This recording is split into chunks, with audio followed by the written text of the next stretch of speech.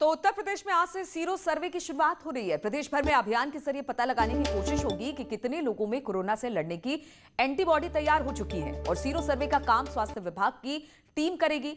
आपको बता दें कि कोरोना की पहली लहर के बाद कुछ जिलों में सीरो सर्वे करवाया गया था। पिछले साल सितंबर में 11 जिलों में सीरो सर्वे हुआ था, जिसमें 22.1% लोगों में एंटीबॉडी पाई गई थी।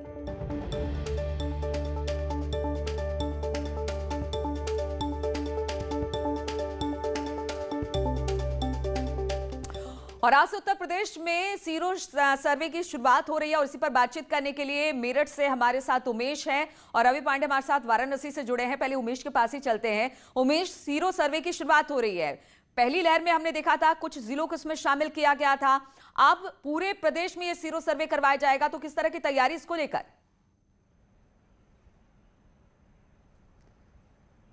निश्चित तौर पर बड़ी तैयारी है। उत्तर प्रदेश के कई जिलों में आज सीरो सर्वे शुरू हो रहा है। हालांकि मेरठ में सीरो सर्वे 9 तारीख को शुरू होगा, लेकिन फिर भी तैयारियां जोर शोर से चल रही हैं। हमारे साथ खास बातचीत के लिए मौजूद है मेरठ के CMO doctor Akhilesh Mohan. Doctor साहब, क्या कहेंगे, सीरो सर्वे कितना इंपॉर्टेंट है और ये कितना अहम रोल प्ले करेगा? सीरो सर्वे हमारे यहाँ 19 से 11 जून के बीच में कंडक्ट किया जाएगा। सीरो सर्वे बेसिकली ये दिखाता है कि हमारे यहाँ जो पॉपुलेशन है उसके अंदर एंटीबॉडीज़ का लेवल क्या है, स्टेटस क्या है, और इसी के तहत आगे की जो कोविड से लड़ने की रणनीति है उसको तैयार किया जाएगा। तो ये हमारे यहाँ कुल मिला के जो टीम्स हैं जो बनाई गई हैं, कुल 16 टीम बनाई हैं। ये sero survey urban areas as well as rural areas दोनों जगह होना है। अर्बन एरिया में स्लम्स में होना है ज़्यादा, जहाँ आबादी बहुत पास रहती है, और हर टीम को अलग अलग टारगेट दिया गया है। कुल मिला के अर्बन एरियाज़ के अंदर 108 सैंपल्स एक टीम को सैंपल लेने हैं और गांवों के अंदर कुल मिला के 648 सैंपल्स होंगे। मेरा कहने का मतलब है कि हर टीम के लिए जो तैयारियां हैं, लॉजिस्टिक्स हैं, वो तैयार हैं। टीम की ट्रेनिंग पूरी हो चुकी है। ब्लड सैंपल्स लेना है लोगों को, उसको सर्वे से पहले उनको बताना है, इसका महत्व बताना है। कुछ इसमें बच्चों को भी लेना है साथ के अंदर। 0 to 16 एज ग्रुप, 17 साल की उम्र तक के भी कुछ बच्चों को इसके अंदर 2 बच्चों को लेना है सर्वे में, पुरुष महिलाओं को भी। तो एक प्रोटोकॉल उन्होंने बनाया है जिससे कि पूरे सैंपल साइज के अंदर, पूरे मेरठ के अंदर अलग अलग जगह से लोगों का सैंपल लेके एक यहाँ का एक मालूम पड़ जाए कि आगे कोरोना का जो भविष्य है, भविष्य में कोरोना किस तरह से बिहेव करेगा और उस हिसाब से रणनीति बनाई जाए। सैंपल्स क्या रैंडम लिए जाएंगे, अलग अलग इलाकों में जाया जाएगा? आपने बताया कि रूरल के लिए अलग है, अर्बन के लिए अलग प्लानिंग है। रैंडम सैंपल्स लिए जाएंगे? सैंपल्स का लोकेशन पहले से तय किया गया है।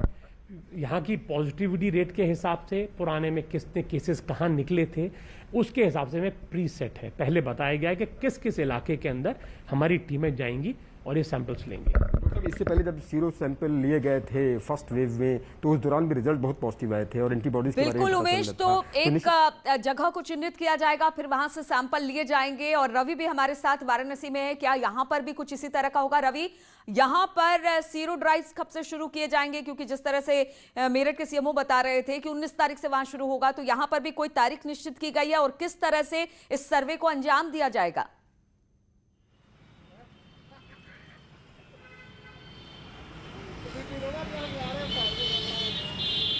रवि, आवाज मिल रही है आपको?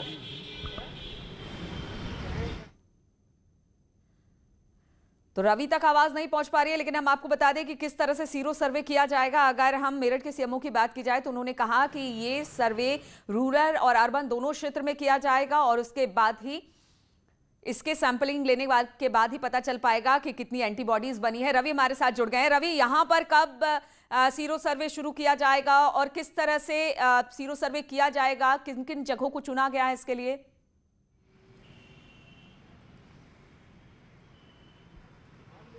जी देखिए, वाराणसी में सीरो सर्वे 9 तारीख से शुरू किया जाएगा और इसके लिए बाकायदा टीम भी गठित कर दी गई है। स्वास्थ्य विभाग को इसका पूरा जिम्मा दिया गया है।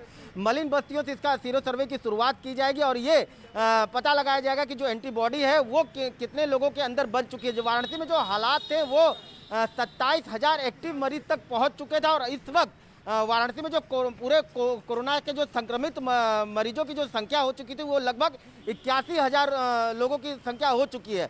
फिलहाल जो एक्टिव मरीज है वो 800 तक है, लेकिन जो हालात बने थे उसको लेकर के सीरो सर्वे की जो जरूरत है वो वाराणसी में खाता है। और इससे एक बात ये पता चले कि वाराणसी में एक जो रेशियो लेवल है वो कितने तक पहुंच चुका है, तो इसकी पूरी तैयारी हो चुकी है और 9 तारीख बिल्कुल, तो एंटीबॉडी का पता चलेगा, साथ ही इस तरह से कि इस कोरोना ने कितने लोगों को किस तरह से संक्रमित किया है ये भी इस सीरो सर्वे से पता लग पाएगा। आप दोनों का बहुत बहुत शुक्रिया हमारे साथ जुड़ने के लिए। तो इस बुलेटिन में फिलहाल इतना ही, रुकेंगे छोटे से ब्रेक के लिए, आगे देखिए उत्तराखंड की खबरें।